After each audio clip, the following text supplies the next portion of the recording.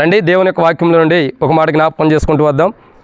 ఈ సమయంలో బాబు విషయమై తొట్టెలో పరుండు పెట్టేదాని గురించి పాట కూడా ఇప్పుడే కొత్తగా ఇంటూ వచ్చాం. కొత్త పాట, తొట్టెలో పరుండెను ప్రభు యేసు, తొట్టులోనే పరుండెను. కాబట్టి యేసు క్రీస్తు ప్రభు వారి గురించి మనం విన్నటువంటి పాట, ఆయన ఎందుకు తొట్టులో పరుండాడు అన్నదే పాట సాదృశ్యం, సారాంశం కూడా. ఆయన ఎందుకు తొట్టులో పరుండాడు? మన పాపాలను క్షమించడానికి, మన వ్యాధులు భరించడానికి, మనకి ఒక రకంగా చెప్పాలంటే మన తల్లి మనల్ని మరిచిన ఆయన తల్లి లాంటి ఆదరణ ప్రేమ ఇవ్వటానికి తొట్టిలో పరుండాడనే పాట 2 చరణాలే మీకు పాడాం, ఇంకా 3 ఉన్నాయి, అవి తర్వాత పాడదాం. చాలా బాగుంటుంది. నేను ఇప్పుడే జస్ట్ అనుకోకుండా అక్కడ కూర్చోండగానే తొట్టి అనేసరికి తొట్టి గురించి ఒక పాట రాద్దామని రాసాం. దేవుడు అట్లా సమకూర్చాడు. దేవునికి వందనాలు. రండి దేవుని యొక్క వాక్యంలో రండి ఒక మాట జ్ఞాపకం చేసుకుంటూ వద్దాం త్వరగా. లూకా సువార్త 2వ అధ్యాయం, లూకా సువార్త 2వ అధ్యాయము 12వ వచనాన్ని ఒక మాట జ్ఞాపకం చేసుకుంటూ వద్దాం. లూకా సువార్త 2వ అధ్యాయం 12వ వచనం. లూకా సువార్త 2వ అధ్యాయము 12వ వచనం. దానికిదే మీ కానవాలు. ముందర ఫస్ట్ నువ్వు భోంచేసిరా పోమ్మ, వెళ్ళి కొంచెం స్పీడ్గా చదవండి. దానికిదే మీ కానవాలు, ఒక శిశువు పొత్తి గుడ్డలతో చుట్టబడి ఒక తొట్టెలో పండుకొని ఉండటం మీరు చూచెదరని వారితో చెప్పాను. కాబట్టి దేవుని యొక్క వాక్యాన్ని జాగ్రత్తగా గమనించినట్లయితే ఇక్కడ ఒక మాట రాయబడుతూ వచ్చింది. ఏంటి మాట అంటే, ఒక తొట్టెలో పరుండ పెట్టాను, పరుండి ఉండుట చూచెరు అని ఒక మాట రాయబడుతూ వచ్చింది. కాబట్టి ఎవరు తొట్టులో పరుండ పెడుతూ, ఎవరు తొట్టులో ఉంటూ వచ్చారంటే ప్రభు అయిన యేసుక్రీస్తు ప్రభువారు. ఎవరు? ప్రభు అయిన యేసుక్రీస్తు ప్రభువారు. యేసుక్రీస్తు ప్రభువారు తొట్టులో పరుండటం ద్వారా, ఆయన తొట్టులో ఉండటం ద్వారా అసలు ఆ తొట్టిలోకి ఎందుకు వచ్చాడు, ఆ తొట్టిలో ఉండటం ద్వారా ఏం జరుగుతుందంటే కొన్ని విషయాలు బైబిల్లో ఉన్నాయి. నేను 7 మాటలు అయితే చెప్పలేనంటే నాకు శక్తి చాలా కాదు, వినలేరు కాబట్టి, మీరు అంత సమయం ఉండదు కాబట్టి తొందరగా ముగిచ్చేస్తా కొన్ని మాటలు. వాటిని ధ్యానించే మునుపు చిన్న ప్రార్థన చేసుకుందాం. ప్రభు నడిపింపు కొరకే చిన్న ప్రార్థన. ప్రేమ కలిగిన తండ్రి, పరిశుద్ధుడు అనే దేవ, ప్రభు అయిన యేసుక్రీస్తు ప్రభు యొక్క పరిశుద్ధమైన నామాన్ని బట్టి వందనాలు. ఈ యొక్క మధ్యాహ్న కాల సమయంలో ఈ రీతిలో ప్రభా నీ దాసుడు సహోదరుడు ఏరా సామన్న, అదే రీతిలో తండ్రి మరి జ్ఞాపకం చేసుకోండి సహోదరి ప్రభా కృష్ణమ్మక్క, వారి ప్రేమించి ఇచ్చిన 2వ సంతానం తండ్రి మార్కును బట్టి స్తోత్రాలు, మొదటి సంతానం కుమార్తెను బట్టి వందనాలు. హేమలతక్కను జ్ఞాపకం చేసుకుని కుటుంబాన్ని దీవించండి. ఈ రీతిలో ప్రభా కుమారుని బట్టి కూడా స్తోత్రాలు, తనకిచ్చినటువంటి జీవిత భాగస్వామి స్వాతిని బట్టి వందనాలు. వారి ప్రేమించి వారి కుటుంబ జీవితాన్ని, దాంపత్య జీవితాన్ని ప్రేమించి వారికి అనుమతించినటువంటి కుమారుని బట్టి మీకు స్తోత్రాలు. ఈ కుమారుని మీరు జ్ఞాపకం చేసుకోనండి. ఈ యొక్క బిడ్డ జీవితంలో మీరు ఎన్నో మేలు, ఎన్నో ఆశీర్వాదాలు ఇచ్చే దేవుడికి ఉన్నందుకే వందనాలు. ఆనాడు ఎఫ్ఎఫ్రా యొక్క జీవితం ఎలా ఉందో అటువంటి అనుభవంలోకి మీరు తీసుకురామని ప్రార్థన చేస్తున్నాం. ఈ రీతిలో తండ్రి మీరు జ్ఞాపకం చేసుకోనండి. మా జీవితాల్లో ప్రభా మేము ఎన్ని చేసినా నీకు మహింకరంగా కాబట్టి బిడ్డను తొట్టులో పరుండబెడుతుండే సహాయం చేయండి. దాని నిమిత్తమై కొన్ని వాక్య భాగాలు, లేఖన భాగాలు ధ్యానించబోతున్న సహాయం చేయండి. అయితే తండ్రి మేము వాస్తవానికి ఇది ఆచారం కాదు, కానీ ఒక దేవుని స్వార్థ ప్రకటించుకోవడానికి ఒక తరుణం ఇచ్చారు. ఇటు తరుణాన్ని మేము సద్వినియోగపరచుకోవడానికి సహాయం చేయండి తండ్రి. మా జీవితాల్లో మీరు ఎన్నో మేలు చేసే దేవుడు కాబట్టి మీరు అద్భుతాలు జరిగించమని ఈ దినమ ప్రభా మీరు మా కొరకు ఈ లోకానికి వచ్చినప్పుడు తొట్టెలో మీరు పరుండ విధానాన్ని మేము జ్ఞాపకం చేసుకుంటున్నాం. ఆ సమయంలో మనుషులకు ఏమి ఇవ్వబోతున్నారు, ఏమి కలిగి ఉండబోతున్నారు మానవులు, అది మీ ద్వారా ఏమి పొందుతున్నారో వాటిని మీరు జ్ఞాపకం చేసుకుని అటు అనుభవం మేము జీవించినట్టు సహాయం చేయండి. మాలో ఉన్న బలహీనతలు క్షమించండి దేవా. ఈ వాక్యం ధ్యానించడానికి నేను గొప్పవాడిని కాను, యోగ్యుడిని కాను. ఈడ కూర్చున్న నీ ప్రజల కంటే నేను అధికమైన వాడిని కానని ఒప్పుకుంటున్నా దేవా. వారికంటే నేను జ్ఞానం లేనివాడిని అని ఒప్పుకుంటున్నా. నాకంటే బలిష్టమైన జ్ఞానం కలిగిన వారు ఇక్కడ ఉండారని కూర్చున్నారని ఒప్పుకుంటున్నా తండ్రి. ఈ సమయంలో వాక్యం ధ్యానిస్తాను సహాయం చేయండి. నిలబడేవాడిని నేనైనా నిలబెట్టేది మీరు, మాట్లాడేవాడిని నేనైనా మాట్లాడించేది మీరు, నాలో ఆత్మ ఉన్నప్పటికీ ఆత్మని అభిషేకించేది మీరు.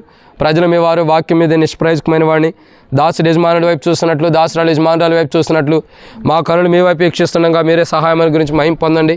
మాతో మీరు మాట్లాడమని నీ దయగల హస్తములకు అప్పచెబుతూ ఇదని మీ కూడికను బట్టి శత్రు సిగ్గుని మహిమ తెచ్చుకోమని మాతో మీరు మాట్లాడమని మీ దయగల హస్తములకు అప్పచెబుతూ ముందున్న సమయం అంతా దీవించమని ప్రభువైన యేసుక్రీస్తు నామం పేరటి శ్వాసంతో ప్రార్థిస్తున్నాం తండ్రి, ఆమేన్.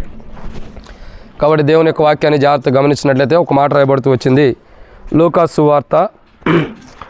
సువార్త 2వ అధ్యాయంలో మనం దేవుని యొక్క వాక్యాన్ని జాగ్రత్తగా గమనించినట్లయితే ఒక చక్కటి సన్నివేశము, చక్కటి మాట ఇక్కడ రాయబడుతూ వచ్చింది. ఏంటి ఆ మాట అంటే, దానికి ఇదే మీ కానవాలు, ఒక శిశువు పొత్తి గుడ్డలతో చుట్టబడి ఒక తొట్టెలో పరుండి ఉండుట మీరు చూచెదరని వారితో చెప్పాను. కాబట్టి ఇక్కడ దేవుని యొక్క వాక్యాన్ని జాగ్రత్తగా గమనించినట్లయితే తొట్టెలో ఒక శిశువు పరుండుట చూస్తారు అని చెప్పి దేవుని దూత జ్ఞానులతో చెప్పబడుతూ వస్తుంది. సో ఇక్కడ మనం జాగ్రత్తగా అర్థం చేసుకున్నట్లయితే తొట్టెలో ఉన్నటువంటి శిశువు ద్వారా ప్రజలకు ఏం కలుగుతుంది, తొట్టెలో పరుండటువంటి శిశువు ద్వారా ప్రజలకు ఏం జరుగుతుందంటే కొన్ని విషయాలు మనం జ్ఞాపకం చేసుకోవచ్చు. దాంట్లో మొదటి మాటను చూసినట్లయితే రండి, ఇక్కడ దేవుని యొక్క వాక్యాన్ని చూసినట్లయితే 14వ వచనం, లూకాసు సువార్త 2వ అధ్యాయం 14వ వచనం, సర్వోన్నతమైన స్థలముల్లో దేవునికి మహిమయు ఆయనకి ఇష్టలైన మనుషులకు భూమి మీద సమాధానమును కలుగునుగా కానీ దేవునికి స్తోత్రము చేయుచుండేరు. కాబట్టి ఇక్కడ రాయబడినటువంటి ఒక మాటను మనం జాగ్రత్తగా అర్థం చేసుకున్నట్లయితే లూకాసు సువార్త 2వ అధ్యాయము 14వ వచనంలో రాయబడిన మాట ఏంటంటే సర్వోన్నతమైన స్థలముల్లో దేవునికి మహిమయు. కాబట్టి తొట్టెలో పరున్నటువంటి బిడ్డ ద్వారా ఏం జరుగుతుంది అని మనం అర్థం చేసుకున్నట్లయితే సర్వోన్నతమైన స్థలముల్లో దేవునికి ఏమొస్తుంది, మహిమ. చూడండి, తొట్టులో ఉన్న బిడ్డ ద్వారా ఏం జరుగుతుందంటే సర్వోన్నతమైన స్థలంలో దేవునికి మహిమ వస్తుంది. ఆ పరలోకం నుండి ఒక తల్లి గర్భమును జన్మించినటువంటి ప్రభు, ఆ ప్రభు తొట్టిలో పరుండటం ద్వారా, తొట్టిలో పరున్నటువంటి ప్రభు ద్వారా ఏం జరుగుతూ వస్తుందంటే మొట్టమొదటిగా సర్వోన్నతమైన స్థలముల్లో దేవునికి మహిమ వస్తుందంట. కాబట్టి సర్వోన్నతమైన స్థలములు, సర్వోన్నతమైన స్థలం అంటే దేవుడు ఎవరు, దేవుడు ఎవరంటే సర్వోన్నతుడు. సర్వోన్నతుడు ఎక్కడున్నాడు, ఎవరు సమీపించరాని తేజస్సులో ఉన్నాడు. అటువంటి సర్వోన్నతుడున్న స్థలముల్లో దేవునికి మహిమకరమైన విధానం జరుగుతూ వస్తుంది. ఈ బిడ్డ ఆ పశువులతో, ఆ యొక్క పశువుల తొట్లో ఉండటం ద్వారా, పశువులు పాకలోకి తీసుకురావడం ద్వారా, ఆ తొట్లో పరుండ పెట్టడం ద్వారా, ఈ భూమి మీదకి రావటం ద్వారా ఆ బిడ్డ యొక్క జీవితాన్ని బట్టి ఏం జరుగుతుందంటే మొట్టమొదటిగా ఆ తొట్టెలో ఆ బిడ్డ ఉండటం ద్వారా సర్వోన్నతమైన స్థలంలో దేవునికి మహిమ వస్తుంది. ఏమొస్తుంది, మహిమ. ఒకప్పుడు దేవునికి మహిమగా లేనటువంటి ప్రజలను కూడా, ఒకప్పుడు దేవునికి మహిమార్థమే జీవించిన ప్రజలను కూడా, ఒకప్పుడు లోకానికి మహిమకరంగా ఉండి దేవునికి మహిమకరంగా ఉన్న ప్రజల్ని దేవుని మహిమార్థమై ఆయన ఎలా తొట్లో పరుండప్పుడు దేవునికి సర్వోన్నతమైన స్థలంలో దేవునికి మహిమ కలిగేటట్టు జీవిస్తూ వచ్చాడు. అట్టి మహిమకరమైన విధానంలో మనల్ని కూడా తీసుకురావటం కొరకు ఆ బిడ్డ తొట్టిలో పరుంటూ వచ్చాడు. ఒక శిశువు, చిన్న బిడ్డను ఏమంటాము, శిశువు అంటాం. శిశువు అంటే అర్థం ఏంటి, చిన్నవాడని అర్థం. ఆ చిన్న బిడ్డ ఆ యొక్క చిన్న బిడ్డ పశువుల తొట్లో పశువుల పాకలు ఉండి ఆ తొట్టులో పరుండు పెట్టబడుతూ వచ్చాడు. పొత్తిగుడ్డల్లో చుట్టబడి ఆ తొట్టిలో పరుండ చేయబడుతూ వచ్చాడు. ఇప్పుడు మార్కు కానీ స్వాతి కానీ మనమందరం కానీ పొత్తిగుడ్డలు తేలేదు కానీ మంచి గుడ్డలే తెచ్చుంటాం. పొత్తిగుడ్డలు తెచ్చిన వాళ్ళు ఎవరు చేతులు ఎత్తండి, ఎవరు తేము. మంచి గుడ్డలు తెచ్చిన వాళ్ళు, మంచి బట్టలు ఎవరు తెచ్చారు, తెచ్చారా తేలేదా, తెస్తే చేయొత్తండి. సరే అందరూ తేనట్టే, మార్క్ నీకు ఏం తీసుకురాలి ఎవరు. కాబట్టి దేవుని కొందనాలు ఏం తీసుకురాకపోయినా దేవుని మహిమ ఉండి దచ్చాలి. కాబట్టి దేవుని యొక్క వాక్యం ఏమంటుంది తెలుసా, దేవుని వాక్యం ఏమంటుందంటే ఆ బిడ్డ పొత్తిగుడ్డల్లో చుట్టబడి, ఇంకా పొత్తి బట్టల్లో చుట్టబడి ఆ యొక్క తొట్లో పరుండటం ద్వారా ఏం జరుగుతుందంటే సర్వోన్నతమైన స్థలంలో దేవునికి మహిమ వస్తుంది. ఎక్కడ, సర్వోన్నతమైన స్థలముల్లో అంటే దేవుడు నివసిస్తున్నటువంటి స్థలం, దేవుడు ప్రకాశిస్తున్నటువంటి స్థలం, దేవుడు తన దేవదూతల చేత ఆరాధించబడుతున్నటువంటి స్థలంలో, దేవుడు తన దేవదూతల చేత అనేక మంది చేత పరిశుద్ధుని గణపరచబడుతున్న స్థలములో ఏమవుతుంది, దేవదూతలు గణపరిచిన దానికంటే, దేవదూతలు హెచ్చించిన దానికంటే, దేవదూతలు ఆరాధించిన దానికంటే సర్వోన్నతమైన స్థలముల్లో దేవదూతల కంటే కూడా మహిమకరమైన విధానంలో యేసు ప్రభు వారు ఆ తొట్టిలో పెట్టడం ద్వారా జరుగుతూ వచ్చింది. ఒకసారి ఆలోచించండి, ఎక్కడ సర్వోన్నతమైన స్థలముల్లో ఏమవుతూ వచ్చింది, దేవునికి మహిమ వస్తుంది. ఎట్లా వస్తుంది, ఆ తొట్టిలో యేసుప్రభుని పరుండ చేయటం ద్వారా ఆ తొట్టి యొక్క విధానాన్ని బట్టి ఏం చేయబడుతుంది, ప్రభువైన తండ్రి అయిన దేవునికి ఇక్కడ భూమి మీద కాదు, సర్వోన్నతమైన స్థలం అంటే పరలోకంలోను భూమి మీదను ఎక్కడ ఉండా కానీ ఏం జరుగుతుంది? దేవునికి మహిమ వస్తుందంట. చూడండి, నిజంగా ఒక తొట్టిలో ఒక బిడ్డ పరుండ పెట్టడం ద్వారా దేవునికి సర్వోన్నతమైన స్థలంలో మహిమ వస్తుంది. ఆ బిడ్డ తొట్టులో పరుండట చేయటం ద్వారా, తర్వాత ఆ బిడ్డ తొట్టులో నుంచి బయటికి రావటం ద్వారా, తర్వాత ఆ బిడ్డ భూమి మీద జీవించిన జీవితాన్ని బట్టి, తర్వాత ఆ బిడ్డ ఈ లోకంలో ఉన్నదాన్ని బట్టి సర్వం కూడా దేవునికి మహిమ వస్తుందిగా కనబడుతూ వచ్చింది. కానీ మొట్టమొదటిగా తొట్టిలో ఉన్నటువంటి బిడ్డ ఆ తొట్టిలో పొత్తిగుడ్డలో చుట్టి తొట్టిలో పరుండి చేయటం ద్వారా ఆ బిడ్డ పరుండేటువంటి బిడ్డ ద్వారా సర్వోన్నతమైన స్థలముల్లో అంటే దేవుని మహిమకరమైన స్థలముల్లో దేవునికి మహిమ వస్తుంది. దేవదూతలు ఆరాధించినా రాదు అంత మహిమ, దేవదూతలు స్తుతించినా రాదు అంత మహిమ, దేవదూతలు సాగిలిపడినా రానటువంటి గొప్ప మహిమ. దేవుని యొక్క కుమారుడు ఈ లోకానికి జన్మించి పశువుల తొట్టులో పశువుల పాకలో జన్మించి ఆ పశువుల పాకలోకి రావటం ద్వారా ఆ తొట్టులో పెట్టబట్టడం ద్వారా ఏం జరుగుతుంది? సర్వోన్నతమైన స్థలముల్లో దేవునికి మహిమ. ఇప్పుడు మార్కు తన బిడ్డని, తన కుమారుడు, బిడ్డ అంటే ఆంధ్రాలో తెలంగాణలో స్త్రీ కింద వచ్చింది. కానీ బైబిల్ ప్రకారం బిడ్డ అంటే అది కుమారుడైనా కుమార్తె అయినా ఎవరైనా సరే, ఎవరైనా. కాబట్టి ఇప్పుడు బిడ్డ అంటే ఆడపిల్ల అనుకోవద్దు, దేవుడిచ్చిన బహుమానం అని. కాబట్టి ఇప్పుడు మార్కు స్వాతి సహోదరుడు మార్కు కానీ సహోదరి స్వాతి కానీ, లేదంటే ఇంకా మనకిష్టమైనటువంటి ప్రియురాలు, మనకిష్టమైన ప్రియురాలు ఎవరు? ప్రియమైనటువంటి సహోదరి ఎవరు? కిష్టమ్మక్క కానీ, మనకు ప్రియమైనటువంటి సహోదరుడు ఏరాసామాను కానీ, వీళ్ళ నలుగురు కలిపి ఇప్పుడు ఏం చేయబోతున్నారు? తొట్టులో పిల్లోని పెట్టబోతున్నారు. ఇప్పుడు తొట్టులో పెట్టబడిన పిల్లోడు ఎలా ఉండాలి? సర్వోన్నతమైన స్థలంలో దేవునికి మహిమకు తెచ్చేవాడికి ఉండాలి. ఎక్కడ? సర్వోన్నతమైన స్థలంలో. చూడండి, తండ్రికి కాదు, నాయనమ్మకు కాదు, తాతకు కాదు, తల్లికి కాదు, వీళ్ళందరికంటే ముఖ్యంగా ఎవరికి మహిమ తీసుకురావాలా? సర్వోన్నతమైన స్థలంలో ఉండే దేవునికి మహిమ తెచ్చేవాడికి ఉండాలి. ఇప్పుడు తొట్టులో పెడుతున్నామంటే ఎందుకు? దేవునికి మహిమ తీసుకురావటానికి. మనకు మహిమ రాకూడదు, మనకు మహిమలు వస్తాయి. ఏ మహిమలు?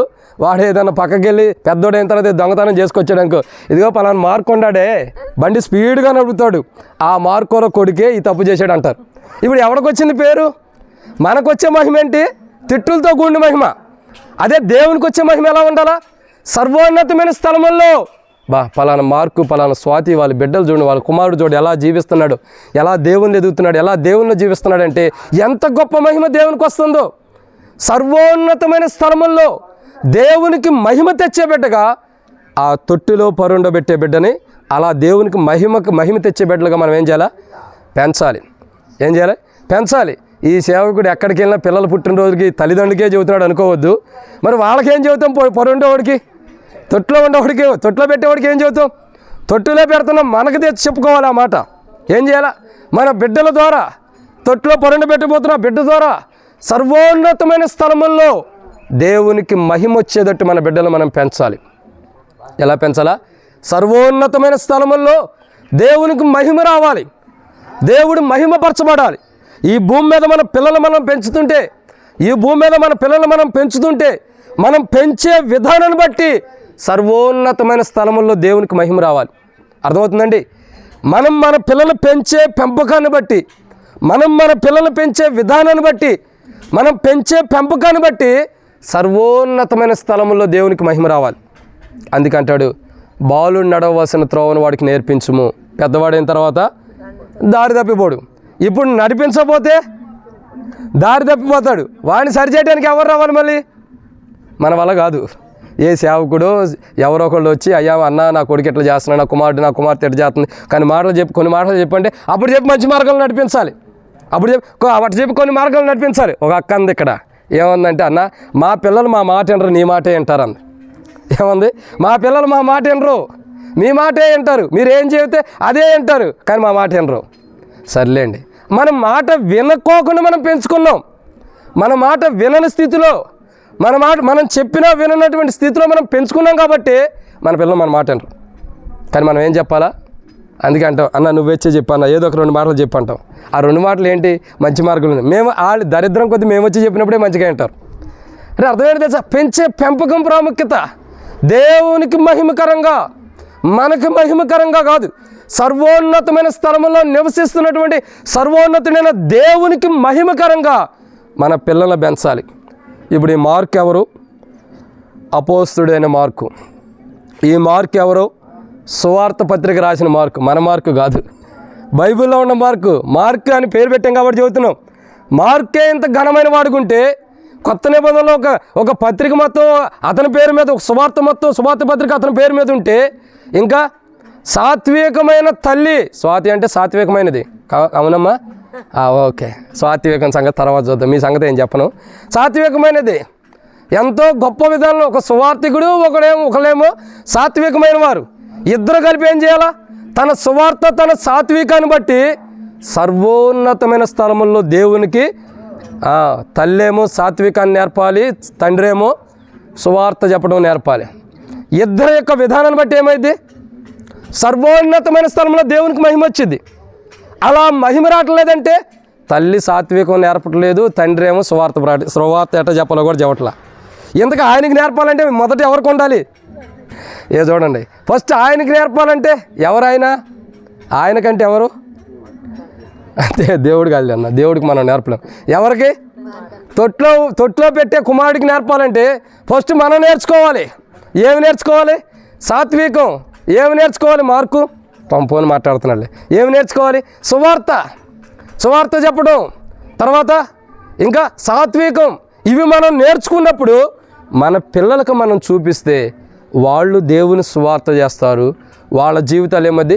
సాత్వికం అంటే తగ్గింపుదనం ఉండటం ద్వారా వారి జీవితాలు ఏమొచ్చింది? సర్వోన్నతమైన స్థలంలో దేవునికి మహిమ వచ్చింది. సో ఒకరు సువార్థికులు, ఒకరు చెప్పండి, మత్తయి సువార్త 5వ అధ్యాయం రాయబడుతూ వచ్చింది. ఎవరొకళ్ళు ఇప్పుడు చెప్పలేక, మీ ఇద్దరు సాత్వికులు, సువార్థికులు. తర్వాత మీరు సువార్థికులుగా, మీరు సాత్వికులుగా ఉంటే మీలో ఉన్న సువార్త, మీలో ఉన్న సాత్వికము మీ పిల్లల్లోకి ప్రవహించడం ద్వారా ఏమైంది? సర్వోన్నతమైన స్థలంలో దేవునికి మహిమ వచ్చింది. కాబట్టి తొట్లో ఉన్న బిడ్డ సర్వోన్నతమైన స్థలంలో దేవునికి మహిమ తెస్తున్నాడు. మనం ఇప్పుడు పరుండు పెట్టే బిడ్డ కూడా ఏం చేయాలా? మార్కుకి, స్వాతికి, కిష్టమ్మక్కకి, ఏరసమ్మన్నకు కాదు, మీకు రావాలా దేవునికా? కిష్టమ్మక్క చెప్పట్లా, పుట్టక ముందే అయ్యా ప్రార్థన చేయి గర్భఫలం కోసం ఉంది. ఇప్పుడు మౌనంగా ఉంటుంది. చెప్పక్క నీకా దేవునికా? ఇంకా చెప్పట్లా. సరే నువ్వన్నా చెప్పు మార్క్. నువ్వు చెప్పన్నా, ఎవరికి రావాలి మహిమ? అక్క ఏం చెబితే అన్న కూడా అదే నట్టుకుంటా. సరే ఎవరికి రావాలి? దేవునికి. సర్వోన్నతమైన స్థలం నుండి దేవునికి మహిమ తెచ్చేబెట్టుకు ఉండాలి. అప్పుడే మన బిడ్డల యొక్క పెంపకాన్ని బట్టి దేవుడు మహిమపరచబడతాడు. కాబట్టి మొట్టమొదటిగా ఏం కావాలా?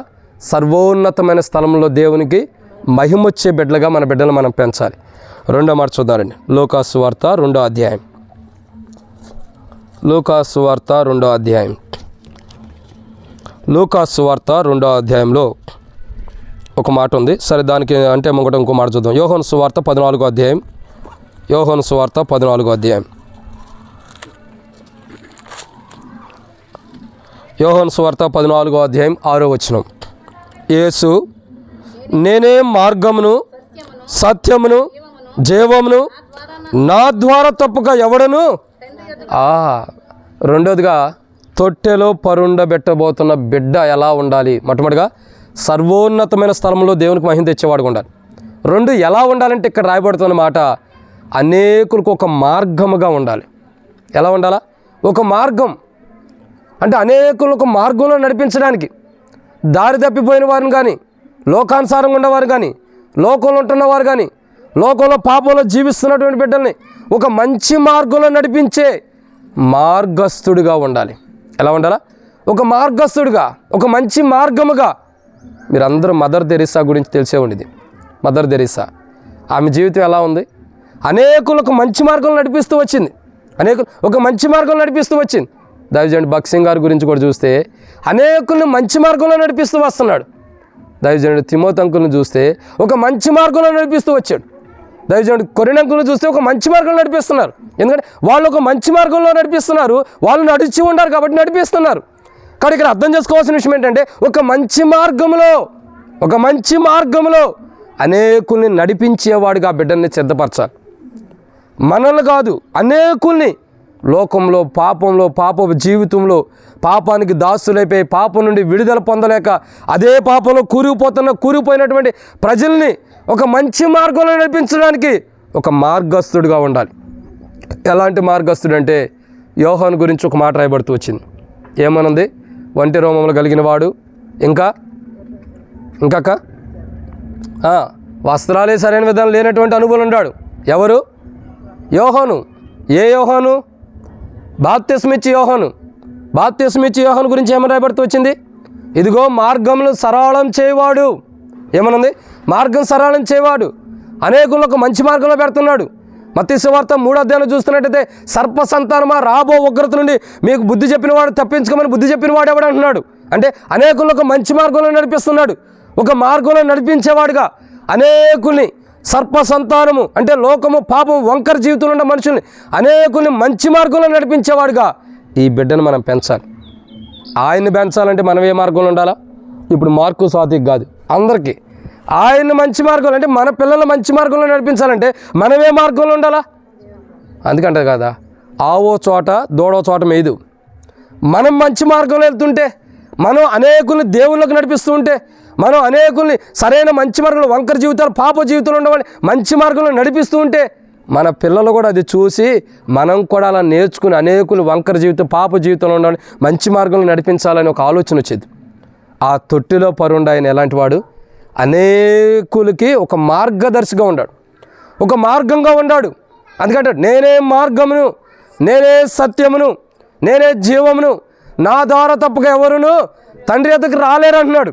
అంటే అర్థం ఒక మార్గం చూపేవాడుకు ఉన్నాడు, అనేకులకి ఒక మార్గం చూపేవాడుకు ఉన్నాడు. దిక్కుదోచని స్థితిలో కటిక చీకట్లో ఉన్నప్పుడు మానవుడు ఎటెళ్లాలో తెలియదు. చీకట్లో జీవిస్తున్న మానవుడికి ఎటెళ్లాలో తెలిసిద్దా? తెలీదు. అటువంటి తెలియని స్థితిలో ఏమైతే గొప్ప వెలుగు కలుగుతూ వచ్చింది. చీకటి జీవితంలో చీకటి, ఈ లోకమే ఒక చీకటి, పాపపు చీకటి. ఈ పాపపు చీకట్లో ఉన్న మనకి ఒక వెలుగుగా యేసు ప్రభు వచ్చి ఒక మార్గాన్ని చూపిస్తున్నాడు. మీరు ఇలా నడవండి అని ఆ వాక్యమని రాయబడుతూ వచ్చింది.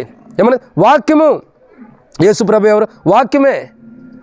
ఆ వాక్యం కీర్తనల గ్రంథం 119వ అధ్యాయం చూసినట్లయితే నా పాదములకు దీపం, నా త్రోవకు వెలుగై ఉంది. ఏమన్నా? నా పాదములకు దీపం, నా పాదములకు దీపం, నా త్రోవకు వెలుగై ఉంది. ఎందుకంటే ఒక వెలుగుగా ఉంది. ఎక్కడ చీకట్లో ఉండేవారికి, చీకట్లో జీవిస్తున్న మనుషులకి, చీకటి జీవితం కలిగినటువంటి మనుషులకి ఒక వెలుగుగా ఉండి అంధకారం అనే చీకట్లో ఉన్న మనుషుల్ని ఒక మంచి వెలుగులోకి నడిపిస్తానికి వచ్చాడు ఈయన.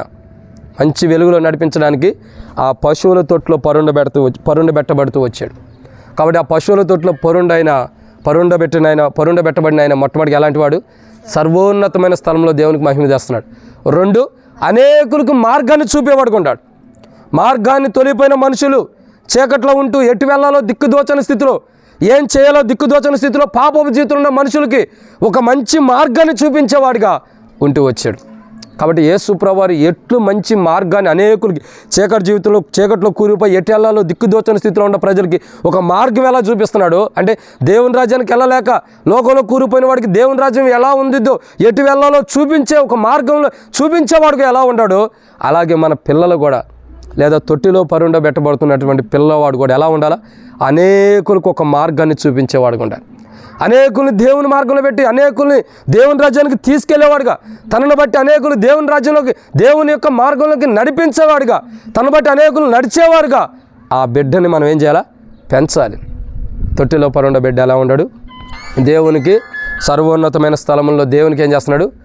మహిమ తెచ్చేవాడుగా ఉన్నాడు. ఇది ఎన్నో మాట? ఇది 2. మొట్టమొదటిగా సర్వోన్నతమైన స్థలముల్లో దేవునికి ఏమొస్తుంది? మహిమ వస్తుంది. మొట్టమొదటిగా తొట్లో పరుండబెట్టబడినటువంటి బిడ్డ ద్వారా సర్వోన్నతమైన స్థలంలో దేవునికి మహిమ వస్తుంది. 2, తొట్టిలో పరుండబెట్టబడిన బిడ్డ ద్వారా అనేకుల్ని దేవుని మార్గంలో నడిపించబడుతూ వస్తున్నాడు ఆ బిడ్డ. 3వదిగా చూసినట్లయితే రండి దేవుని యొక్క వాక్యాన్ని చూస్తే 3వ మాట లూకాసు వార్త 2వ అధ్యాయం. లూకాసు వార్త 2వ అధ్యాయం 14వ వచనం. లూకాసు వార్త 2వ అధ్యాయం 14వ వచనం. సర్వోన్నతమైన స్థలములో దేవునికి మహిమయు, ఆయనకి ఇష్టలైన మనుషులకు భూమి మీద సమాధానము. చాలక్క. కాబట్టి ఏమని రాయబడుతూ వచ్చింది? భూమి మీద ఎట్లా వచ్చింది సమాధానం? భూమి మీదే మార్కు ఒక గ్లాస్ వాటర్ అయినా. కాబట్టి ఎలా వచ్చింది సమాధానం? ఎలా వచ్చింది? ఎవరికి వచ్చింది అంటలా, ఎలా వచ్చిందని నేను అంటున్నా. ఎలా వచ్చింది? ఆ తొట్టెలో పరుండటువంటి కుమారుడి ద్వారా, ఆ తొట్టెలో పరుండటువంటి బిడ్డ ద్వారా ఏమైంది? దేవునికి ఇష్టమైన ప్రజలకు భూమి మీద సమాధానం వచ్చిందంట. ఒకప్పుడు దేవునికి ఇష్టమైన ప్రజలకు భూమి మీద సమాధానం లేదు. భూమి మీద సమాధానం లేదు. సమాధానం లేనప్పుడు దేవునికి ఇష్టమైన ప్రజలకి, దేవునికి ఇష్టలుగా ఉన్న వాళ్ళకి భూమి మీద దేవునికి మనుషునికి మధ్యలో సమాధానం లేనప్పుడు ఆ తొట్టిలో పరుండబెట్టినటువంటి తొట్టిలో పరుండటువంటి ప్రభు అయిన యేసుక్రీస్తు ప్రభు ద్వారా భూమి మీద ఏమొచ్చింది? సమాధానం వచ్చింది. ఏమొచ్చింది? సమాధానం. ఇప్పుడు పిల్లవాడి ద్వారా సమాధానం రావాలంటే ఎవరు సమాధానంగా ఉండాలి?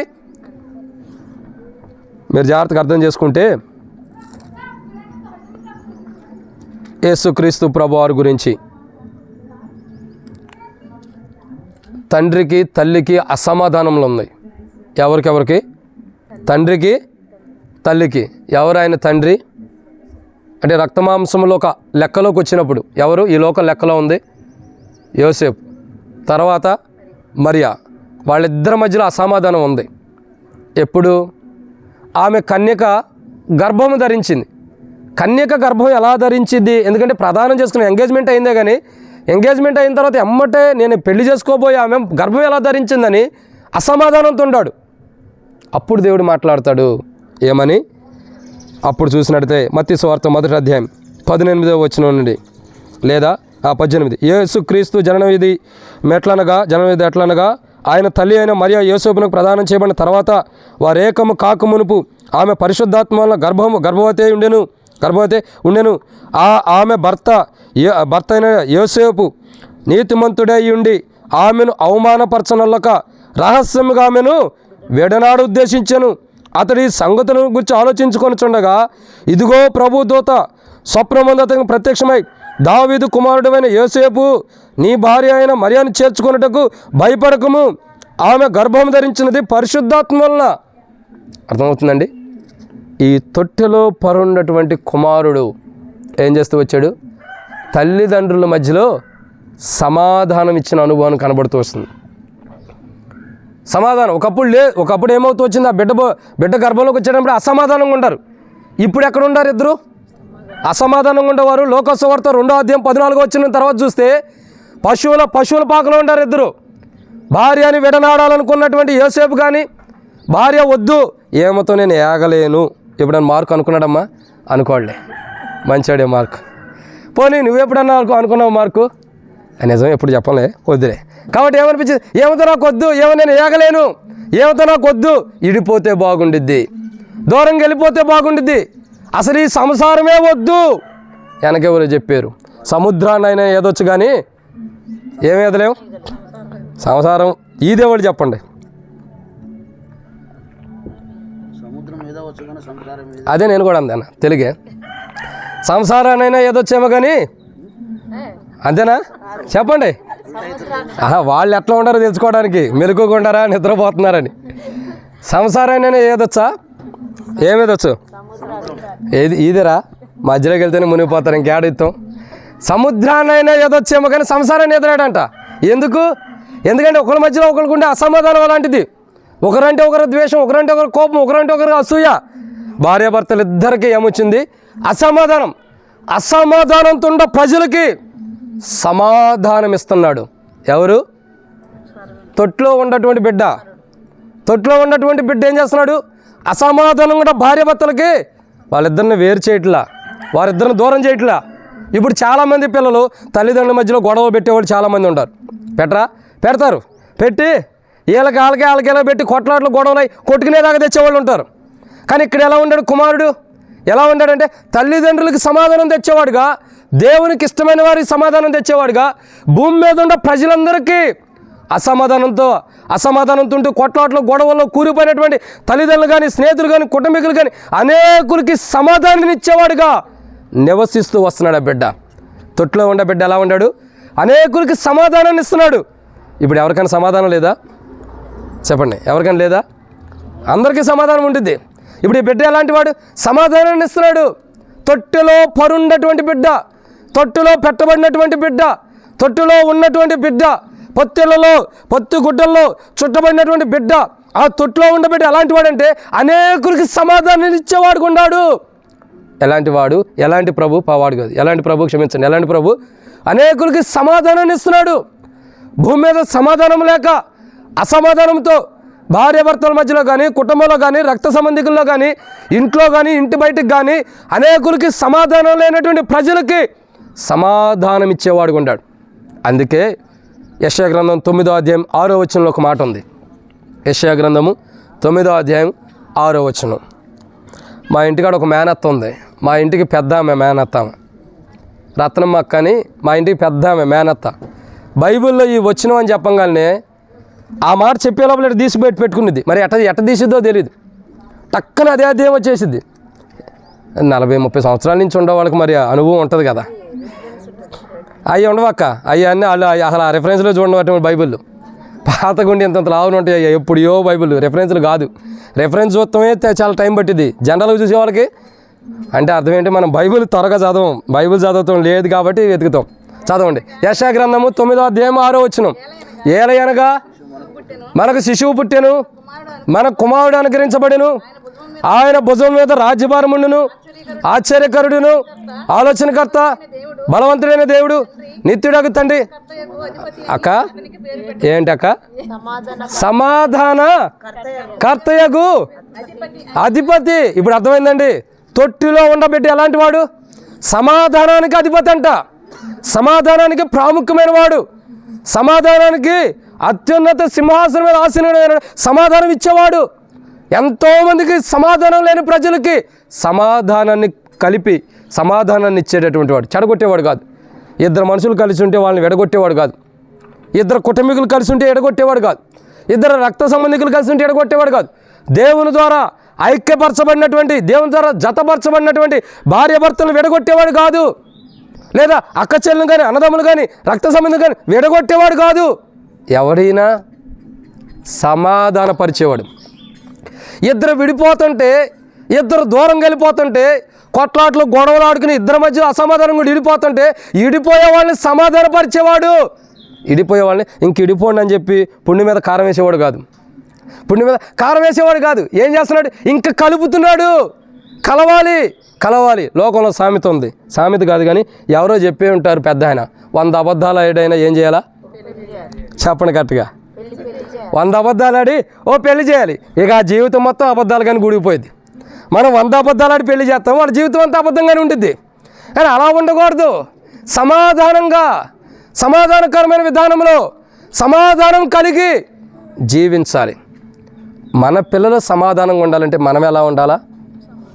రోజు మన ఇంట్లో గిన్నెలు బగులుతా, రోజు మన ఇంట్లో టమాటాలు విసురుకుంటా, రోజు మన ఇంట్లో ఉల్లిగడ్డలు మనకు వాళ్ళకి మనం వేసి కొట్టుకుంటూ ఉంటే ఇంకా వాళ్ళకేం సమాధానం వచ్చింది?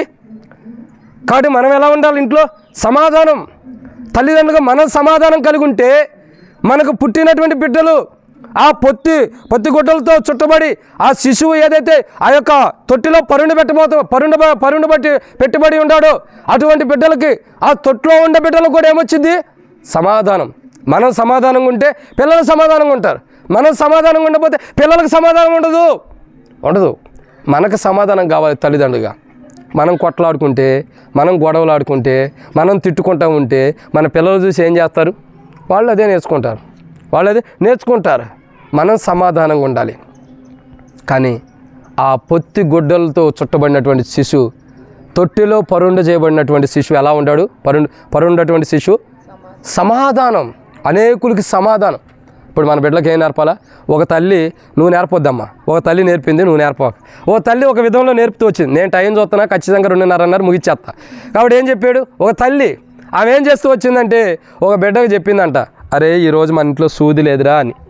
సరేనమ్మా ఏం చేయను, ఎక్కడ ఉండిద్దని చూసిరారా అని చెబితే వీడు అర్థం చేసుకుని వెళ్ళి దొంగతనం చేసుకొచ్చాడు పక్కింట్లో ఉండ సూది. కొన్ని రోజులకు అయిపోయింది. గోను సంచులు గుట్టేది కావాలి పెద్దది. అయ్యా అది లేదు అనగానే ఏముందమ్మా చిన్నప్పుడు చెప్పావు సూది కావాలంటే పక్కనోడి దగ్గర తెమ్మని, ఇది కూడా అట్ట తెస్తానని తెచ్చాడు. కొన్ని రోజులు అయిపోయింది. ఏమైపోయింది? కృష్ణమ్మక్క మనవడు అడుగుతున్నాడు. ఏమని? కృష్ణమ్మక్క అడుగుతుంది, అరే మనవడా ఈరోజు మనకి ఇంట్లో కూరగాయలు లేవురా? ఏముందమ్మా నాయనమ్మ పక్కింట్లో తెత్తాలి. ఏమన్నా కృష్ణమ్మ మనోడు చాలా టైం ఉందిలేండి, మామూలుగా చెబుతున్నా. అక్క అంటే ఏమన్నదిలే, బాధపడదు. ఈ మనలో ఎవరినంటే మరి బాధపడతానని అక్క పేరు మీద చెప్పా. బాధపడదు కాబట్టి. ఎక్క బాధపడుతున్నావా? నువ్వు అస్సలే బాధపడవు, మంచిదని. కాబట్టి ఏం జరుగుతూ వచ్చింది? తెచ్చాడు. ఏం తేవాలి? అది తెచ్చాడు. సూది అయిపోయింది, పెద్దది అయిపోయింది, ఇంకా గోను సంచులు గుట్టేది అయిపోయింది. ఇప్పుడు ఏం కావాలి? డబ్బులు లేవురా. డబ్బులు కూడా దొంగతనం తేవాలేమో. తెచ్చాడు. పట్టాల్సిన సార్ పట్టుబడిపోయాడు. ఆ దొంగతనం చేస్తే ఉరిశిక్ష పడింది. ఏం పడింది? ఉరిశిక్ష. ఎందుకు పడింది? డబ్బులు దొంగతనం చేయడానికి వెళ్తే ఉరిశిక్ష పడింది. ఏడాది విచిత్రం కాదు? దొంగతనం చేసినోడు ఉరిశిక్ష వచ్చిద్దా రాదా? ఎందుకు వచ్చిద్దా అక్క? ఎందుకు రాదని నన్ను అడుగుతున్నారు మళ్ళీ క్వశ్చన్. మళ్ళీ నేనే ఆన్సర్ ఇవ్వాలి. సర్లేండి, నేనేం చెప్పను. కానీ దొంగకి బైబిల్ ప్రకారం దొంగలించకూడదు. దొంగలిస్తే మరణం అన్నది ఏదో ఒకటి తీర్పు అన్నది బైబిల్లో ఉంది, అది వేరు. దొంగతనం చేశాడు. మన ప్రభుత్వాలు వేరులేండి, ఇండియన్ గవర్నమెంట్ ప్రభుత్వాలు వేరు కాబట్టి కొద్దిగా అది వీధిగా ఉంటుంది. దొంగతనం చేసినందుకు మాత్రం మరణం వచ్చిద్దా? రాదు. ఇటు దొంగతనం చేసినప్పుడు ఏం చేశాడంటే, ఎవరో ఒక ముసలాం ఎదురొస్తే ఆమెను కొట్టాడంట. ఆమె వెళ్ళి కింద పడిపోయింది, తల బగిలి చచ్చిపోయింది. అందుకని ఆ దొంగతనంలో పట్టుకుంది ఎవరిని? వీడిని. నీ వల్ల ఏమో చచ్చిందని జైల్లో పెట్టారు, ఉరిశిక్ష చేయబడుతున్నారు. నీ చివరి కోరిక ఏమైనా ఉందా? చివరి కోరిక ఏమైనా ఉందా అని మిమ్మల్ని కాదు అడుగుతుంది. అడుగుతూ వచ్చారని చివరి కోరిక ఏమైనా ఉందా? మిమ్మల్ని చివరి కోరిక అంటే జ్యోతకు ఒక భయం, ఈరోజు నా డేట్ అయిపోయింది అనుకుంటుంది ఏమోనని. అట్లేమి ఉండొద్దు. నేను ఎప్పుడు సాగు గురించి చెప్పినా జ్యోతకే భయపడుతూ ఉంటుంది, నువ్వు వాడు చెప్పొద్దు అన్న అనేది. కాబట్టి అందుకే చెప్పట్లా. చివరి రోజు నీకేమైనా కావాలంటే అడుగు అయ్యి అంటే మా అమ్మగారితో మాట్లాడాలన్నాడంట. ఏమన్నాడు? మా అమ్మగారితో మాట్లాడాలి. ఇంతేనా? నువ్వేదో బిర్యానీ అడుగుతావు అనుకున్నా, హైదరాబాద్ బావుర్చి బిర్యానీ అడుగుతావు అనుకున్నా, లేదంటే అక్కడ ఉన్నటువంటి ఇంకా ఆవుదో మేకదో ఏదో బిర్యానీ అడుగుతావు అనుకున్నా, ఇప్పుడు కస్టమర్కి కూడా ఉన్నట్టు మేక బిర్యానీ అడుగుతావు అనుకున్నా. ఇది కాదా? ఓకే, అయితే ఏం కావాలి? మా తల్లిని పిలిస్తే చాలు, ఒకే ఒక్క మాట మాట్లాడతా. అమ్మా నువ్వు రా, నీ కొడుకు పిలుస్తున్నాడు. ఎందుకయ్యా వాడు పిలుస్తున్నాడు? వాడు ఏదో చావబోతున్నాడు కదా అమ్మ, ఉరిశిక్ష పడింది కదా, చచ్చే లోపల నేను పిలుస్తున్నాడు, ఒకసారి నీతో మాట్లాడాలంటే వీడు ఎక్కడో ఏదో దాచి ఉంటాడు, అందుకే నన్ను పిలుస్తున్నాడు అని వచ్చింది. చక్కగా ఎక్కడో ఏదో దాచి ఉంది అమ్మ, అందుకే కదా వచ్చింది. ఏదో దాచి పెట్టింది. ఈ వంటలు వండినాయా కదక్క? కోతులు వస్తే ఎవరు కాపలా ఉండరా? ఉంటే పర్లేదు, నేనే ఉండాలేమో అట్టుకోవడానికి. సరే, ఏం జరుగుతూ వచ్చింది? అడుగుతూ వచ్చింది. అంటే సేవకుడు కనపడేటట్టు పెట్టారుగా, సేవకుడు చూసుకుంటాడులే కోతులు ఎత్తనేమో. సర్లేండి, ఏం జరుగుతూ వచ్చింది? అడిగాడు. అడిగితే తీసుకురమ్మన్నాడు. అక్క నీ కొడుకు ఉరిశిక్ష పడిందని బాధపడుతున్నావా? బాధ ఉందయ్యా, కానీ నీ కొడుకు రమ్మన్నాడు నీ కోసం, ఏదో మాట్లాడాలంటే నీతో. అయ్యో ఎక్కడో ఏదో దాచి ఉంటాడయ్యా, చచ్చిపోతున్నాడుగా, చివరి నా చెబుదాం అని రమ్మన్నట్టున్నాడు. సరిపోదాం పదా అని చెప్పి జైలుకి వెళ్ళింది. జైలుకి వెళ్తే నీ కొడుకు ఏం కూరలు కూడా అడగలేదమ్మా, ఏ భోజనం అడగతలే, ఏ బిర్యానీ అడగతలే, ఏ మేక కూర కూడా అడగతలా. అడిగితే తీర్చుతాం, నిన్నే అడుగుతున్నాడు, నీతో మాట్లాడాలంటే ఒక్క మాట మాట్లాడితే చాలు అన్నాడు. సరే, దగ్గరికి వచ్చింది. చెప్పరా, ఎటు చచ్చిపోతున్నావు కదా, ఎక్కడన్నా దాచావా, ఏమన్నా దాచిపెట్టినవి ఉండయా చెప్పరా అనేదానికి గట్టిగా పట్టుకుని చెవు కొరికేశాడు. గట్టిగా పట్టుకుని రా చెబుతానని దగ్గర తీసి చెవు కొరికేశాడు. చెవి కొరకంగానే పోలీసులు ఆశ్చర్యపోతున్నారు. ఇదేంట్రా వీడు తల్లి మీద ప్రేమతో తల్లిని పిలిచి మాట్లాడతాడు అనుకుంటే చెవి కొరుకుతున్నాడు. ఏంటంటే అయ్యా ఎందుకు చెవి కొరకమంటే, చిన్నప్పుడు నా చెవిలో ఏమి ఇట్లాగే చెప్పింది, సూది దొంగతనం చేయమని. చేసుకొచ్చా, తర్వాత గోనె సంచులు కుట్టేది తెచ్చా, కూరగాయలు తెచ్చా, డబ్బులు కూడా తెత్తానికి వెళ్ళాను. పట్టుబడి ఆమెను చంపేసేసా. చంపేస్తే దొంగతనం చేసేటప్పుడు నా చావుకు నేను ఇంత తప్పు చేయడానికి కారణం ఎవరు? ఆ రోజు ఆమె నా చెవిలో చెప్పిన తప్పే. చెవు కొరికింది. చెవు కొరికేదానికి ఆ తల్లి ఏమనుకుంటుంది, ఎక్కడో వీడు దాచాడు, చచ్చేడు, చేస్తున్నాడు కదా, ఏదో చెబుతాడు అనుకుంది. చెప్పింది. మరి అందుకోసమే ఏదో సమాచారం పట్టుకుపోవడానికే వచ్చింది. కొరికి పడేసాడు. సిగ్గుతో తల ఉంచుకుంది, ఏడుస్తూ ఇంటి తిరిగింది. ఇప్పుడు ఆమె ఏడుపు ఎందుకు? కొడుకు ఆమె చేసిన తప్పు బయట పెట్టినందుక, కొడుకు చచ్చిపోతున్నందుక? చెవు కొరికినందుకంట. నేను చెప్పిన 2 మాటలు పోయినాయి. అబ్బా మన విశ్వాసులు ఎంత గొప్పవాళ్ళు అంటే, చెవు కొరికినందుకు కాదు, బయట పెట్టినందుకు, కొడుకు చచ్చిపోతున్నాడు అన్నందుకు కూడా కాదు. ఎందుకు? బయట పెట్టినందుకు. ఎంతమందిలో నా జీవితాన్ని బయట పెట్టాడే నా కొడుకు అని అర్థమవుతుంది. అది బాధ. అట్లా పెంచొద్దు పిల్లల్ని. అనేకులకి సమాధానాన్ని ఇచ్చేవాడిగా పెంచాలి. అనేకులకి సమాధానం ఇచ్చేవాళ్ళలాగా. సర్వోన్నతమైన స్థలంలో ఏం జరుగుతుంది? సమాధానం. అనేకులకి సమాధానం తీసుకురావాలి. ఇద్దరు కొట్టుకుంటుంటే వచ్చి అయ్యా అట్లా కొట్టుకోవద్దు, సమాధానంగా ఉండు. ఇద్దరు అన్నదమ్ములు కొట్టుకుంటుంటే అలా కొట్టుకోవద్దు, సమాధానంగా ఉండు. ఇద్దరు అక్క చెల్లెలు కొట్టుకుంటే అలా కొట్టుకోవద్దు, సమాధానంగా ఉండు. ఇద్దరు భార్య భర్తలు ఇద్దరు కొట్టుకుంటుంటే అలా కొట్టుకోవద్దు. ఇలా సమాధానంగా ఉండమని చెప్పాలి. అలా సమాధానం పరిచేవాడిగా పెంచాలి. అలా పెంచాలంటే తల్లిదండ్రులు మనం సమాధానంగా ఉండాలి. మనం పెరిగి మనం పెంచే విధానాన్ని బట్టి మనం ఎదుటి వ్యక్తిలో కొట్లాట్లు గొడవలు అసమాధానం తీసుకురాకుండా కొట్లాడుకుంటున్న ఇద్దరు వ్యక్తిని సమాధానపరుస్తూ మనం సమాధానపరిస్తే మనల్ని చూసి మన పిల్లలు కూడా ఏం చేస్తారు, సమాధానపరుస్తాడు ఇద్దరు వ్యక్తుల్ని. మనం కొట్లాట్లు పెడితే ఓహో నా తండ్రి కొట్లాట్లు పెట్టాడు, నా తల్లి గొడవలు పెట్టింది, నేను కూడా పెట్టాలనుకుంటారు. అవునా కదా? అవునా కదా? ఏమా స్వాతి, అంతేనా? కాబట్టి అట్లాగుండిద్ది. అసమాధానంగా ఉండకూడదు. ఎవరైనా అసమాధానంగా ఉంటే కొద్దిగా వెళ్ళి ఏం చేయాలి, పచ్చిగడ్డి పెడితే పచ్చిగడ్డి వేస్తే బొగ్గుమన్నాడు చేయకూడదు. పచ్చిగడ్డి వేస్తే బొగ్గుమన్నాడు చేయకూడదు. ఏముండాలా? సమాధానపరచాలి. ఇద్దరు వ్యక్తుల్లో భార్యాభర్తలు ఇద్దరి మధ్యలో ఒకరంటే ఒకరు గొడవ ఉంది. ఇద్దరి మధ్యలో పచ్చిగడ్డి అయితే ఎలా ఉంది? బొగ్గుమని మండిపోతుందంట. పచ్చిగడ్డి మండిద్దా త్వరగా? కాదు. వారి జీవితం అలా ఉంది. మాట పెట్రోల్ కంటే దారుణంగా ఉంది, యాసిడ్ కంటే ఎక్కువగా మండిపోతుంది. ఇప్పుడు పిల్లలు ఏం చేయాలి? ఇంకా మంట రేపాలి. అంతేనా? కాదు. ఏం చేయాలా? ఏంటక్క నవ్వుకుంటున్నారు? నిజం చెప్పండి. ఏం చేయాలా? సమాధానపరచాలి. పచ్చి గడ్డేస్తే బొగ్గుమనే ప్రాంతంలో సమాధానం అనేది తీసుకొస్తే ఆ మంటే రాదు. మొట్టమొదటిగా మనం సరిగా ఉండాలి. ఈరోజు మనం ఎదుటి వ్యక్తులు ఇద్దరి మధ్యలో గొడవ పెట్టి ఉండొచ్చు. రేపు మన చరిత్ర ఏంటి? మన మధ్యలో మన పిల్లలు బెటరా గొడవ? లేదా మన పిల్లల మధ్యలో వాళ్ళ పిల్లలు బెటరా? ఎలా ఉండాలి? మనం సమాధానపరిచే వారికి ఉండాలి. మనం దేవుని యొక్క కుమారులమి, యేసుప్రభు యొక్క సహోదరులమి. యేసుప్రభు ఎవరు? సమాధానకర్త. మనం మన పిల్లలకి ఏం నేర్పాలా? అయ్యా నీకంటే గొప్పవాడు ఉన్నాడు, ఆయన సమాధానకరుడు, ఆయన అనేకులకు సమాధానం ఇస్తున్నాడు. కాబట్టి నీవు నేను కూడా అనేకులకి సమాధానాన్ని ఇచ్చేటట్టు ఉండాలని, గొడవలు కొట్లాలు పెట్టకూడదు, సమాధానం అని నేర్పాలి మన పిల్లలకు. తొట్టిలో ఉండే బిడ్డలకు ఏమి నేర్పాలా? సమాధానం నేర్పాలి. ఎన్నో మాట ఇది?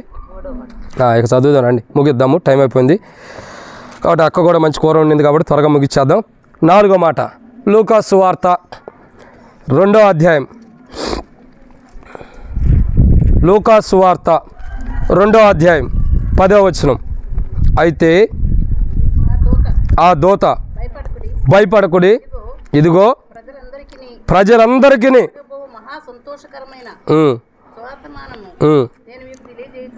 అది. ఇప్పుడు బిడ్డల్ని ఎలా పెంచాలంటే, తొట్లో ఉన్న బిడ్డ ఎలా ఉన్నాడు? మొట్టమొదటిగా ఎలా ఉన్నాడు?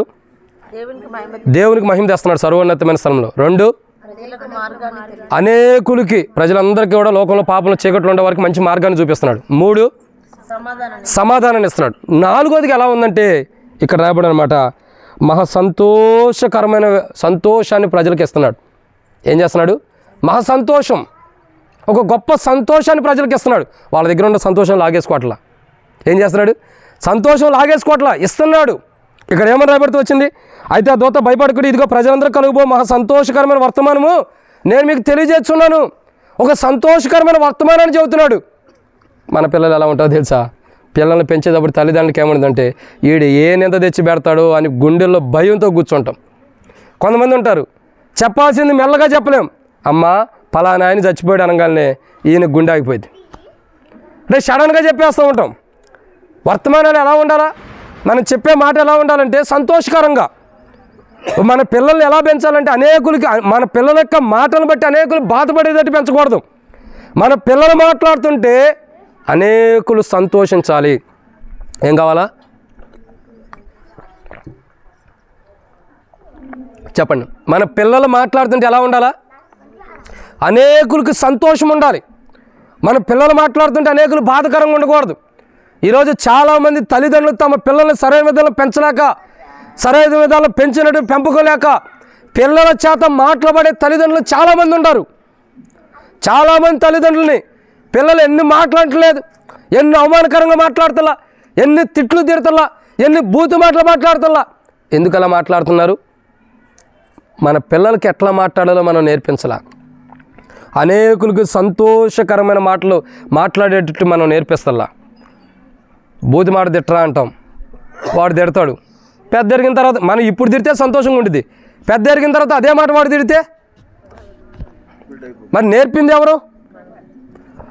మన పిల్లలకి అనేకులకు సంతోషంగా ఉండేటట్టు మాట్లాడాలని నేర్పాల్సిన మనమే.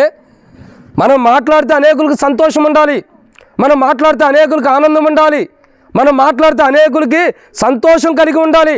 పలానా మార్కు, పలానా స్వాతి వాళ్ళ పిల్లలు, వాళ్ళ కుమారుడు చూడండి, పిల్లలు కాదులే, పిల్లోడు ఇంకా అవ్వలేదు కాబట్టి, ఒకళ్ళే కాబట్టి ఇంకా తర్వాత. కాబట్టి ఆ పిల్లోడు మాట్లాడుతుంటే ఎంత సంతోషం ఉండిద్ది. ఒక వ్యక్తికి బాధకరంగా, ఒక వ్యక్తిని దూషించినట్టుగా, ఒక వ్యక్తి కించపరిచినట్టుగా, ఒక వ్యక్తిని తక్కువగా అసలు మాట్లాడ్డా బిడ్డ ఎంత మంచిగా మాట్లాడతాడు అనిపించుకుంటే ఆ తండ్రికి ఆ తల్లికి ఎంత సంతోషం. ఇదేంటో తెలుసా, తొట్టిలో ఉన్న బిడ్డ ద్వారా తన యొక్క విధానం ప్రకారం మనుషులకి సంతోషం వస్తుంది. మన బిడ్డను బట్టి, లేదా మన బిడ్డ మాట్లాడే మాటలను బట్టి కానీ, మన బిడ్డల యొక్క ప్రవర్తన బట్టి కానీ అనేకులకి సంతోషం రావాలి. ఏం రావాలా? సంతోషం. మన బిడ్డలు బట్టి అనేకులు బాధపడకూడదు, మన బిడ్డలు బట్టి అనేకులు దుఃఖపడకూడదు, మన బిడ్డలు బట్టి అనేకులు గాయపరచబడిన అనుభవం ఉండకూడదు. మనం పెంచినటువంటి బిడ్డలు, తొట్టిలో ఉన్నటువంటి బిడ్డల ద్వారా ఏముండాలి? అనేకులకి సంతోషం రావాలి. తొట్టిలో ఉన్న బిడ్డ ద్వారా ఏమొచ్చింది? అనేకులకు సంతోషం వచ్చింది. ఈరోజు మన బిడ్డల ద్వారా ఏం చేయాలంటే అనేకులకు సంతోషాన్ని ఇచ్చే బిడ్డగా పెంచాలి. మనం ఆ బిడ్డ ద్వారా మనం సంతోషాన్ని అనిపించాలి, కుటుంబీకులుగా మనం ఆ సంతోషాన్ని పొందాలి. మన పిల్లలకు కూడా, మన పిల్లలు ఏం చేయాలి? మనకు ఎలాంటి సంతోషాన్ని ఇస్తున్నారో మన పిల్లలు అనేకులు కూడా అట్లా సంతోషాన్ని ఇచ్చేవారుగా మనం పెంచాలి. కాబట్టి 4వ మాట, మన పిల్లలు ఎలా ఉండాలి? అనేకులకి సంతోషాన్ని ఇచ్చేవారుగా పెంచాలి. మాటను బట్టే సంతోషాన్ని కోల్పోతాం. మన పిల్లలు మాట్లాడే ఒక మాటను బట్టే ఎదుటి వ్యక్తులు ఉన్న సంతోషాన్ని కోల్పోతాం. మనతో చక్కగా నవ్వుతూ ఉన్నారనుకోండి, ఎవరైనా నవ్వుతూ మాట్లాడుతున్నారనుకో, మన పిల్లలు వచ్చి చటక్కన ఏదో ఒక మాట అన్నారనుకో, మనతో నవ్వుతూ మాట్లాడేవాడు మొహం ఎట్టుండిద్ది? ఒకసారి ఆలోచించుకోండి మీరే. ఎట్టుండిద్ది? మనం సంతోషంగా మాట్లాడతాం ఎదుటి వ్యక్తితో, అంతలోకి వాళ్ళ పిల్లోడు వచ్చి మనం లేదని అన్నాడు అనుకో, ఈ నవ్వు ఇట్టగా అయిపోయింది. ఇట్ట నవ్వుకుతాడు. లోపల ఏ పన్ను పొచ్చిపోయింది, ఏ పన్ను కొరత ఉంది, ఏ పన్ను ఎత్తుకుంది, ఏది ఇరిగిపోయింది మొత్తం కనపడుతుంది మనం నవ్వేటప్పుడు. కానీ ఆ బొడ్డోడు వచ్చి ఏదైనా ఒక్క మాట అనగానే అన్ని పళ్ళు మూసేస్తాయి, అన్ని పళ్ళు మూసిపోయి పడతాయి, ఇకేం కనపడవు. ఎట్టాగే ఉంటాం. ఆ నవ్వు కూడా పూర్తిగా రాదు. ఎందుకని? మీరిద్దరు నెట్టుకుని దాని మీద పడారమ్మా. కాబట్టి ముందరే కూర్చోవలసినట్టు కూర్చున్నారు. కాబట్టి ఏం జరుగుతుంది? ఏమవుతుంది? అర్థం చేసుకోండి. నవ్వు ఆగిపోయింది. ఇక నవ్వాల్సి నవ్వు అట్ట అయిపోయింది. ఎందుకని? సంతోషాన్ని ఇచ్చేవాళ్ళు లేడు. మన పిల్లలు సంతోషాన్ని లాగేసుకునే వాళ్ళలాగా ఉంటారు, సంతోషాన్ని పోగొట్టే వాళ్ళలాగా ఉంటారు. జాగ్రత్త. మన పిల్లలకి ఏం నేర్పాలంటే ఎదుటి వ్యక్తికి సంతోషకరంగా ఉండేటట్టు, ఎదుటి వ్యక్తి మన పిల్లలు మనం మాట్లాడినా ఎదుటి వ్యక్తికి సంతోషం రావాలి. అట్లా మన పిల్లల్ని పెంచాలి. అంతేగాని ముఖం మీద నవ్వుతూ ఉండేవాడు ముఖం మీద నవ్వు ఆగిపోయేటట్టు పెంచకూడదు. సంతోషంగా నవ్వేటట్టు ఉండాలి. అట్లు మన పిల్లల్ని బట్టి అనేకులు సంతోషించాలి. మనం ఇద్దరం నవ్వుకుంటున్నాం అనుకోండి, మన పిల్లలు వస్తే నా పిల్లల్ని ఎట్లా పెంచమని మనం నవ్వుకోవాలి. వాడు వచ్చాడంటే వీడు ఏదో అంటాడని ముఖం మార్చుకునేటట్టు ఉండకూడదు. ఎలా ఉండాలా? నా సంతోషకరమైన విధానంలో మన పిల్లలు మాట్లాడుతుంటే మన పిల్లలు జీవిస్తుంటే ఎదుటి వ్యక్తికి, మన పిల్లల ప్రవర్తన బట్టి ఎదుటి వ్యక్తికి సంతోషం వచ్చేటట్టు పెంచాలి. వాళ్ళకి సంతోషం వచ్చేటట్టు మన పిల్లలు పెంచాలంటే మొదట మనం ఎలా ఉండాలి? నేను నీళ్ళు తాగితే మీరు చెప్పండి.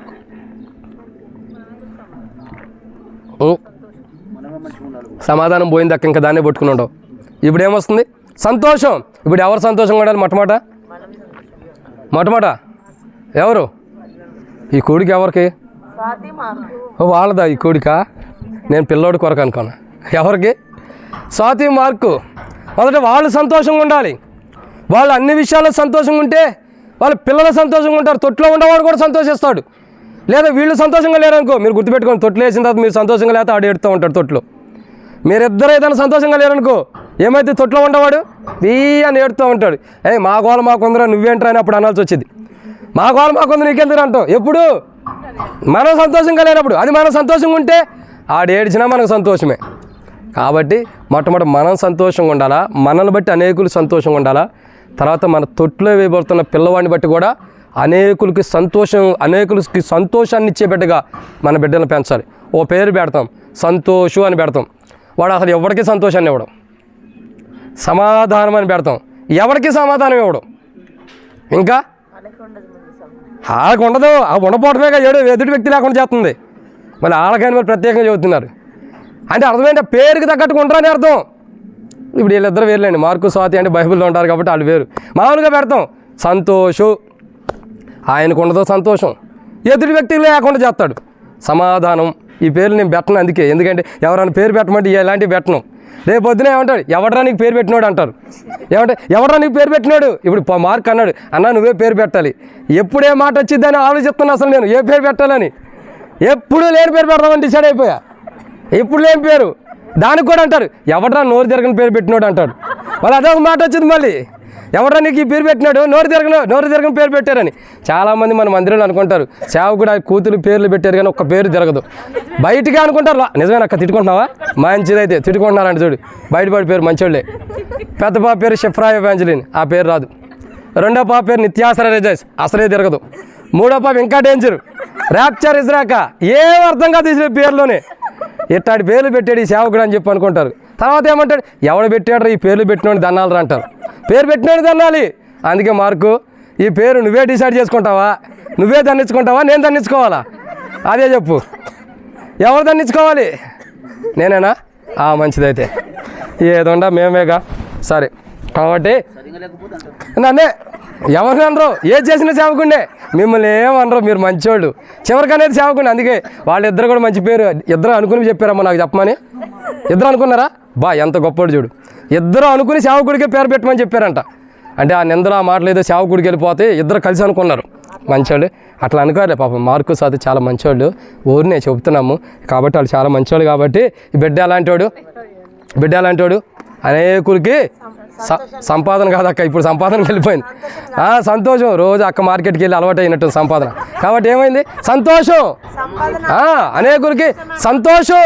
ఇక అయిపోయింది ఆ కాగాలి. సంతోషం, అనేకులకి సంతోషాన్ని ఇచ్చేవాడుగా. ఎన్నో మాట ఇది చెప్పు కృష్ణమక్క, మీ మనవుడి గురించి 4 మాటలు చెప్పాం. మొదటగా ఎలా ఉండాలి నేనే చెప్పేస్తలే, దేవునికి సర్వోన్నతమైన స్థలం మహిమ తెచ్చేవాడుగా ఉండాలి. 2 అనేకులకి మార్గంగా ఉండి అనేకులు మంచి మార్గం నడిపించాలి. 3 అనేకులకి సమాధానం ఇచ్చేవాడుగా ఉండాలి. 4 అనేకులకి సంతోషాన్ని ఇచ్చేవాడుగా ఉండాలి. ఇక 5వ మాట చెప్పి నేను ప్రార్థన చేస్తానండి, టైం అయిపోయింది. మార్కు కూడా కట్ చేయాలని చెప్పలేకపోతున్నాడు కాబట్టి నేను ముగిస్తా. లూకా సువార్త 2వ అధ్యాయం, లూకా సువార్తలోనే 2వ అధ్యాయము 14వ వచనం. మంచిగా దాగండాక. లూకా సువార్త 2వ అధ్యాయం 14వ వచనం.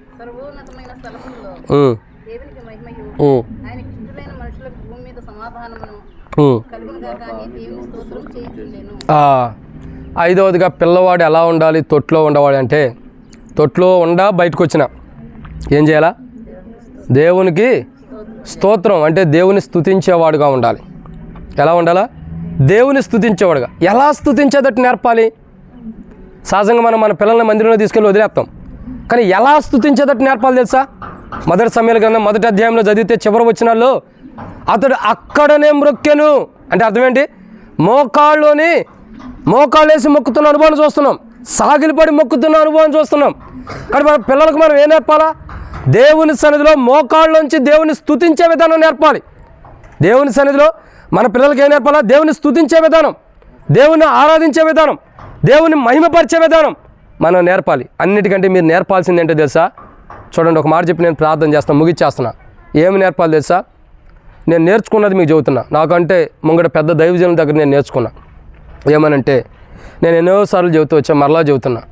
నేను ఒక సమయంలో ఒక బైక్ తీసుకుని హెబ్రోన్లో ఉండాం. అప్పుడు బైక్ తీసుకుని బయటికి వెళ్ళాలి అని చెప్పి వెళ్ళటానికి బైక్ తీస్తూ ఉండగానే బైక్ స్టాండ్ వచ్చి నా కాలికి బొట్టను వెలుగు తగిలింది.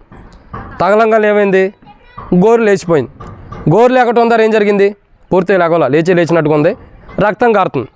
రక్తం కారుతుంటే ఏం జరుగుతూ వచ్చిందంటే, గోరు లేచి రక్తం కారుతున్నప్పుడు నేను ఎమ్మటే అప్పుడు మేము అంకుల్ రూము, కొరిన్ అంకుల్ రూము ఎక్కడో లాస్ట్లో మూలను ఉండేది. ఇప్పుడు డేవిడ్ అని ఉంటున్నాడు, అక్కడ ఉండేది. అక్కడికి వెళ్ళంగానే తిమోతి అంకుల్ అక్కడ ఉన్నాడు. తిమోతి అంకుల్ మాటలు అన్నీ కూడా విచిత్రంగా ఉంటాయి, కానీ సంతోషాన్ని ఇస్తాయి. అంకుల్ అన్నాడు, ఏంట్రా నేను బయట పంపితే ఇప్పుడే వచ్చేవేంది అన్నాడు. అంకుల్ కాలుకి దెబ్బ తగిలింది అంకుల్, రక్తం కారుతుంది, గుడ్డ కట్టుకుందామని వచ్చాను. అటు హాస్పిటల్కి వెళ్ళి ఏదో టించులో ఏదో ఒకటి కట్టించుకుని గుడ్డ కట్టించుకుని వెళ్దామని వచ్చాను అంకుల్ అంటే, అరే ఇట్రారా అన్నాడు. ఏంది అంకుల్ అంటే, పెద్దని పిలిచాడు కదా, వెళ్ళాం. ఏంటి అంకుల్ అంటే, అరే మోకాళ్ళు వేయరా అన్నాడు. ఇప్పుడు మోకాళ్ళు వేస్తే నొప్పి ఎవరికి వస్తుంది? ఈ కాలు కూడా వంగాల్సిందే కదా. అది ఎక్కడ పడిద్దో గోరేలేసి ఉంది, దేనికి గుచ్చుకునిద్దో తెలీదు, రక్తం కారుతుంది, మోకాళ్ళు ఉంచరా అన్నాడు. ఇదేంది అంకులు, కాలు దెబ్బ తగిలింది, రక్తం కారుతుంది, మోకాళ్ళు ఉంచమంటే అంటే రక్తం అట్ట గారిద్రా, మొదటి మోకాళ్ళు ఉంచు అన్నాడు. సరే మోకాళ్ళు ఉంచాం. మోకాళ్ళు ఉంచగానే దేవుని స్తుతించరా అన్నాడు.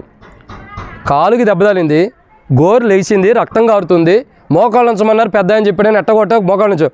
ఎట్లా ఆరాధన చేస్తాం? స్తుతించమన్నాడు, ఎట్లా స్తుతించగలుగుతూ వస్తాం? ఏమని స్తుతించాలంటే ప్రభా నాకు దెబ్బ తగిలింది నీకు వందనాలని స్తుతించరా అంటున్నాడు. దెబ్బ తగిలినందుకు ఎవరన్నా నీకు వందనాలని చెబుతారా? ప్రభా ఈ దెబ్బ ఎందుకు తగిలింది అంటామే కానీ ఇది తగిలినందుకు వందనాలు ఎవరైనా చెబుతారా? చెప్పరా, నువ్వు చెప్పు అంటున్నాడు. నేను ఆయన వెంక చూస్తున్నా, ఆయన నా వెంక చూసి చెప్పరా అంటున్నాడు. నేను చూస్తున్నా, నువ్వు చెప్పరా అంటున్నాడు. చెప్పేదాకా వదలడని ప్రభా ఈ దెబ్బ తగిలింది నీకు వందనాలు ప్రభా అని చెప్పన్నా. ఇంకేం చేస్తాం? వదిలేదట్లేకపోతే ప్రభా ఈ దెబ్బ తగిలింది, ఈ బాధ వచ్చింది, నీకు వందనాలు ప్రభా అన్న తర్వాత లేచాను. ఒక క్లాత్ తీసుకురమ్మన్నారు, ఎవరికో చెప్పినట్టు ఉన్నాడు. క్లాత్ తీసుకున్నాము, లేకపోతే నేను కట్టుకున్నాం. తర్వాత అన్నాడు, అరే ఇటు రారన్నాడు. మళ్ళీ ఏంటి అంకుల్ అన్న, మళ్ళీ కట్టుకున్న తర్వాత మళ్ళీ మోకాళ్ళ మీద ఉంటామంటాడేమోనని అడిగితే, అట్లా కాదురా, నువ్వు బయటికి వెళ్తే బైక్ తీసుకుని ఈ దెబ్బ తగలకుండా బయటికి వెళ్తే ఏ లారీయో ఏ బస్సో ఏదో ఒకటి వచ్చి నేను గుద్దొచ్చు, ఇంతకంటే పెద్ద ప్రమాదం జరిగి ఉండొచ్చు. అది జరగకుండా దేవుడు ఆపేసాడు. అందుని బట్టి ఏం చేయాలా? దేవుని స్తుతించరా, చిన్న దాంతో పోయిందని చెప్పాడు. అప్పుడు ఆహా నిజమే కదా, అప్పుడే ఒక తీర్మానం చేసుకున్నా, నా జీవితంలో ఏ గాయమైనా, ఏ బాధ అయినా, ఏ దుఃఖం వచ్చినా, ఏ కష్టం వచ్చినా, ఎటువంటి స్థితి అయినా సరే మొదట దేవునికి వందనాలు చెప్పాలి. ఏం చేయాలా? వందనాలు చెప్పాలి, దేవుని స్తుతించాలి.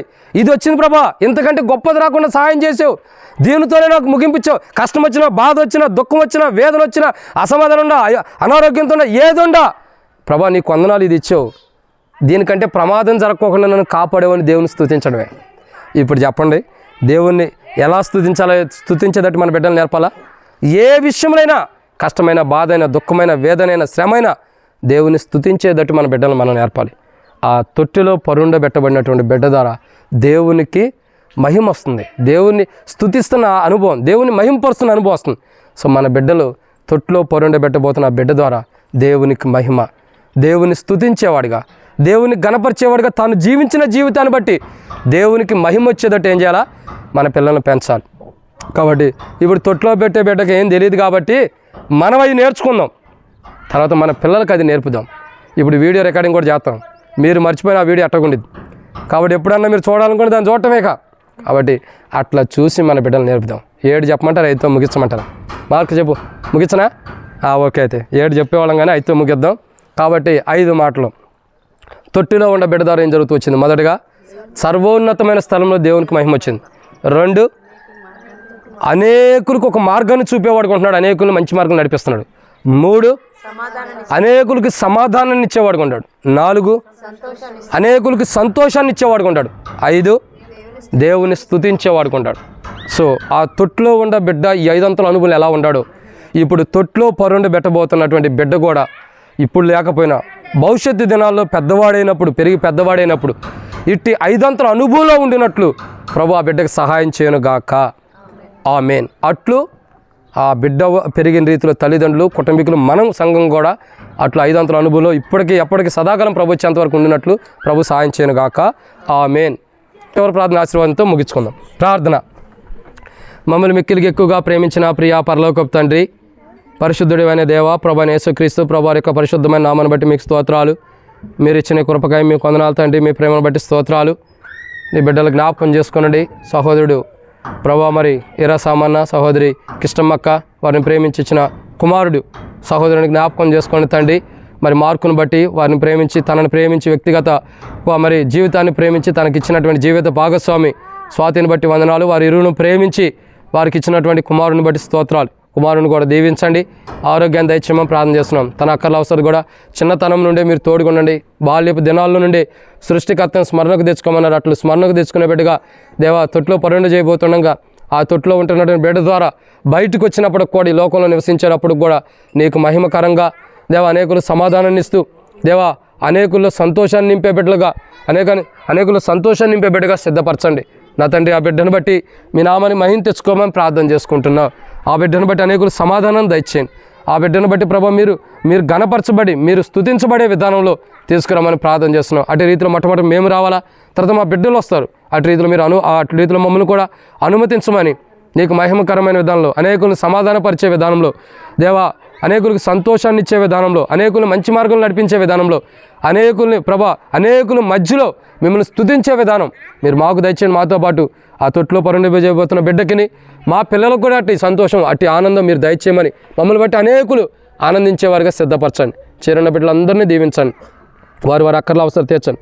ఇక్కడ చేరిన వారి బిడ్డలు కూడా ఈ 5 అంతల అనుభవంలో వారి బిడ్డలను పెంచడానికి కూడా సాయించండి. బిడ్డలు కూడా 5 అంతల అనుభవం ఉండినట్టు సాయించండి. ఈ రీతిలో స్వాతి కొరకు, మార్కు కొరకు, వారికి ఇచ్చినటువంటి బిడ్డ కొరకు మరొకసారి ప్రార్థన చేస్తున్న దీవించండి. వారి కుటుంబాన్ని, ఆ బిడ్డను మీరు ఇచ్చినందుకు కృతజ్ఞతగా ఈరోజు చేయబడినటువంటి మరి ఈ యొక్క ప్రేమ విందును కూడా దీవించండి. ఈ కూడికను కూడా దీవించండి. నీ మహిమార్థమైన సహాయించమని చేరుకున్న వారందరినీ దీవించి వారి అక్కలు తీర్చి నీ మహిమ తెచ్చుకోమని మీకు అప్పజెబుతూ ముందున్న సమయంతో దీవించమని ఇక్కడ ఉన్న బంధువులు, స్నేహితులు, కుటుంబీకులు అందరికీ దేవ అందరూ సమాధానం, రక్షణ, దేవ మంచి విశ్వాస జీవితం ఉండి అనేకులు సంతోషకరంగా ఉండేలాగా సిద్ధపరచమని మీకు అప్పజెబుతూ ముందున్న సమయంతో దీవించమని దేవా ముందున్న సమయం కొరకు ఆ బిడ్డని మీ చేతుల్లో హస్తగతం చేస్తున్నాం. మీరే మంచి మార్గంలో నడిపించి తన బట్టి అనేకులు సంతోషాన్ని ఇచ్చేవారుగా, తన బట్టి అనేకులు మంచి మార్గంలో నడిచేవారుగా, తన బట్టి ప్రభా నీకు మహిమ వచ్చేలాగా, తన బట్టి ప్రభా సంతోషాన్ని ఇచ్చేవాడుగా, తన బట్టి ప్రభా మరి నిన్ను స్తుతించేవాడుగా మీరు సహాయం చేయమని ఆ బిడ్డను సిద్ధపరచమని మీకు అప్పచెబుతూ ముందున్న సమయంతో దీవించమని ఎబ్రోన్ కొరకు, ఎల్షదాయ్ కొరకు కూడా ప్రార్థిస్తూ ఇక్కడ చేరిన వారందరినీ దీవించమని అట్టి రీతిలో మా బిడ్డలను కూడా పెంచేవారుగా సిద్ధపరచమని ప్రభువైన యేసుక్రీస్తు నామం పేరిట విశ్వాసంతో ప్రార్థిస్తున్నాం తండ్రి, ఆమేన్. తొట్టెలు కొని మనం కాపాట్టుకును తన మహిమ ఎదుట మహానందంతో నిర్దోషం నిలబెట్టుటకును శక్తిగల మన రక్షకుడైన యేసు ప్రభువు యొక్క కృప ఈ తొట్టులో ఉన్న బిడ్డకిని మనకిని సకల పరిశుద్ధులకును దేవుని కృపా మహిమేశ్వరం, సమాధానము, సంతోషము ఆయన యొక్క కృప ఎల్లప్పుడూ మనందరికీ తోడే తొట్టులో ఉండే బిడ్డకి, తొట్టులో వేయబడుతున్న బిడ్డకిని మనకిని తోడే నడిపించును గాక. ఆమేన్.